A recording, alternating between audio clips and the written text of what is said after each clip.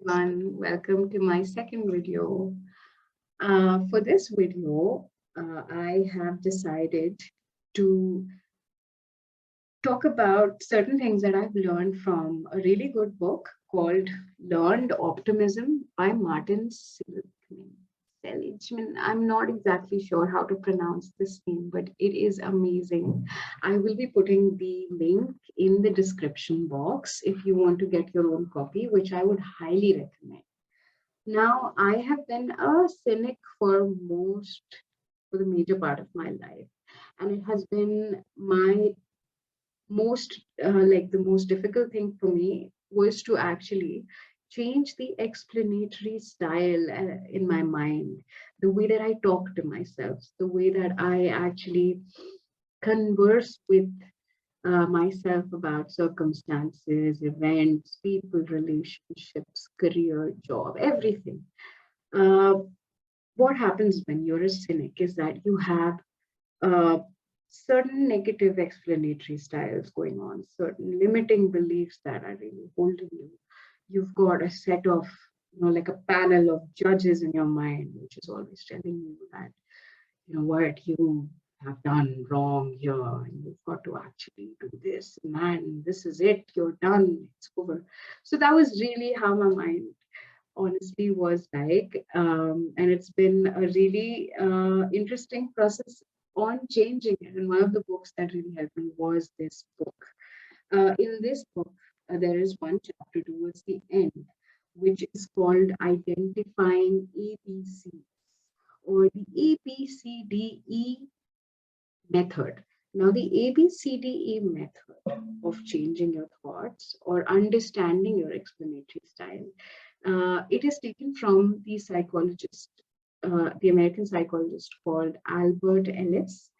Albert Ellis has done a lot of important work in understanding these explanatory styles and changing them.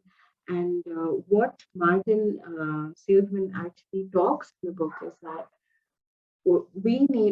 there are steps to actually changing your explanatory styles. The first thing would obviously be seeing something as an adversity or a challenge that comes in our way. And we have adversity and challenges in everyday life, honestly. Like, for example, the house help does not come on time, or the pen that you've been writing a long essay with suddenly stops in the middle, and you do not have the same color of pen to continue with. Or it could be somebody just yawning when you're talking. It could be something so simple. So all of these things are adversities, is what he calls it. And when these things in our external environment, as you know, we've got an external world, and then we've got our own internal world, which is our minds, our bodies, our spirits. How we perceive it in the internal world is the explanatory style that we have. So what he talks about in this is certain examples he's given, and he has as adversities those examples, and he has asked us to actually think about what thought could have come, and he has given us the outcome of the action taken from that thought. So we fulfill in that thought, right? So there are certain few examples here. The first one is somebody cuts you off in traffic, for example. There is a thought that you thought. He's not written that. That is for us to actually use our minds and see what it must be. But the outcome is that you get extremely angry and you honk your horn. This is number one. Okay. Number two is you lose an easy sale. And you think, the thought that comes to your mind immediately after that circumstance is that, damn it, I'm a lousy salesman. I'm a lousy sales agent. So what will be your reaction to that? That is a blank there. Then a third example is your boss criticizes you. So you think something, and the outcome is you're depressed all day. Okay. The fourth one is Your boss criticizes you, the same one, but you think something, and the outcome is you feel pretty good about what happened. You're not shaken, and you're going about your day all good. It's okay. The fifth example is your spouse asks you to be home every evening. Okay. Now there are two reactions that are given here, which obviously are because of two different thoughts. So this is very interesting. The first reaction to the thought would be that you feel extremely angry and frustrated. And the second thing would be you feel sad. So these are led by two different thoughts. What do you think it is? Before I tell you, maybe you can pause the video, take some time to think about these circumstances and what you would have thought, which would have led to those outcomes. And then we can have a look at what Martin says about them. So what he says, I'm going to just summarize what he says. I'm not going to read it line by line. What he says is that in the first example, wherein somebody suppose cuts you off while you're driving, if your thought is on the lines of, what a jerk, what a jerk, what is he in such a hurry about? How is he so inconsiderate? That's when you get angry and you honk. Okay, so you're honking with anger here, right? So that could be the thought that triggers that response. Now, in the second one, when you lose the sale and you think to yourself that I'm such a lousy sales agent, what Martin says here is that this would probably lead to having quite a depressed day, because the thought over here is quite a personal, permanent, and pervasive thought. These are it is the recipe for having a bad time, which is making something extremely personal, extremely pervasive, and permanent. Permanent is a very big thing here, because you feel like not making that sale, it says something about you, not about the process of the sale, not about the factors that involve, but you're making it extremely personal, where actually it should not honestly be that, right? So in the sixth example, when your spouse is asking you to stay home every evening, and suppose you, out of the two outcomes, in which there's one which is you're angry and there's one which you're sad. So suppose when you're angry, what do you think the thought would be like?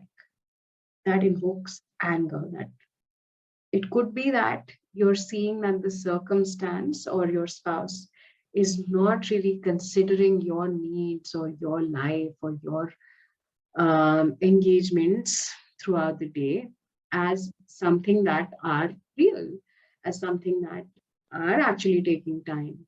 You're seeing and you get angry, But suppose that in the other example where she feels like you are not home and you feel sad, what do you think the thought over there would be like? So what Martin says here is that thought could be that, oh, I'm such a lousy husband. Oh no, I'm such a lousy, I'm so inconsiderate. I wish I had taken her feelings into consideration. So he further breaks down something very interesting, which is that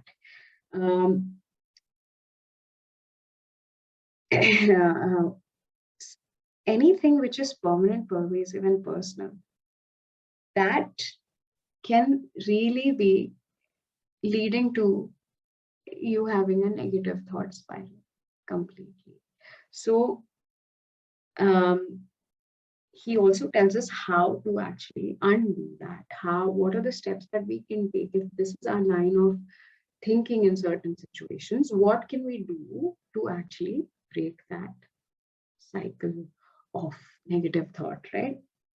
So he says that with the other example, which is, he describes it with the example of your boss criticizes you. So in one of the examples, it was that you're depressed all day. There was some thought that came that made you depressed all day. And in the other example, you feel pretty good. So what is the difference between these two situations that have happened here? So when you think that, suppose you're depressed all day, what do you think you must have thought? It must have been more about like, damn, I don't know how to write well. I'm screwing up, you know? So again, the three things come here. It is permanent, it is pervasive, and it is personal. How is it permanent? I just don't know how to write well. It's permanent. Okay.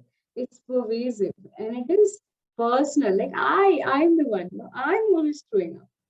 But how is it that you change that explanation to come out with a feeling of pretty good? What you had to do first, to make the reason for the criticism something that you can change. So it is not permanent. All right. So whenever you are stuck in a negative thought cycle or something, you have to first remember that am I really making something permanent right now, which is completely out of my control, making me feel futile about what's happening. So first of all, you need to do that is that you need to make it something that can change. All right.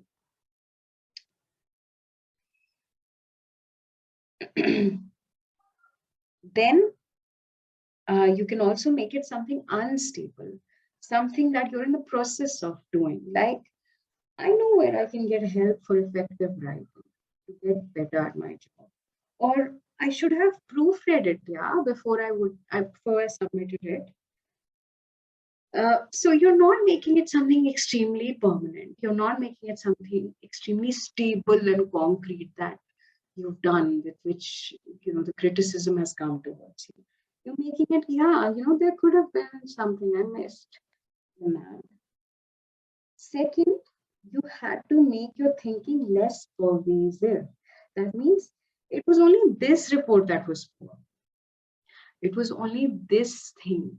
So you've got to really open up more thoughts which give you a chance to relax and take yourself off the hook and let you look at the circumstance from a bird's eye view, probably, right?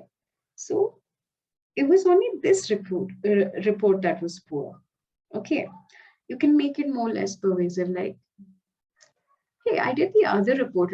The boss did not criticize me then. So probably I need to incorporate some of that in this. Or I'm going to take in some of his feedback and I'm going to put it into my new report. And let's see what happens. So you're not making it pervasive, okay? Then the third thing that you have to do is you need to shift the blame away from yourself. This is the most important one, okay? This is that my boss was in a terrible mood. Okay, there was too much time pressure on me. And if you can habitually make these three moves at the point of belief, adversity can become a springboard to success. All right. So we will read more of this book in the next videos. And there are a lot of fun exercises that he's given us to do, which I will be going into the next video. But give it a thought. What exactly is your method of thinking when you face a challenge? Be it small or be it big. Or look at yourself. Are you what is exactly stopping you from reaching your goals? Are these small challenges the ones that you're not able to go through, or is it the big ones that are there? What is it exactly? And what is your thought behind it? Start becoming aware of the thought that you are thinking, and therefore the way that you are talking to yourself.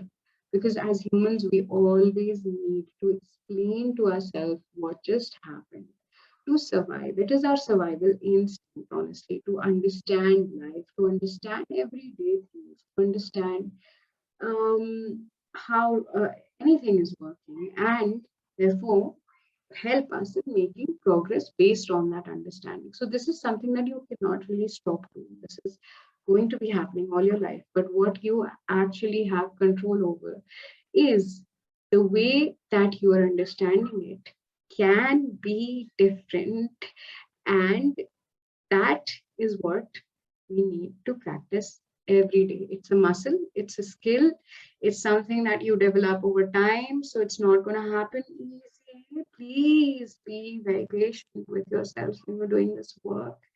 It really requires a lot of love from your side to understand and see the many, many ways that you have been thinking for a long time that has stopped serving you and is actually sabotaging you in your life. So we will also go into details about many different ways that we sabotage ourselves. What if you think we do that and all that in other videos? So stay tuned. And I hope you enjoyed this. I hope you learned something new about yourself. Let's meet again later.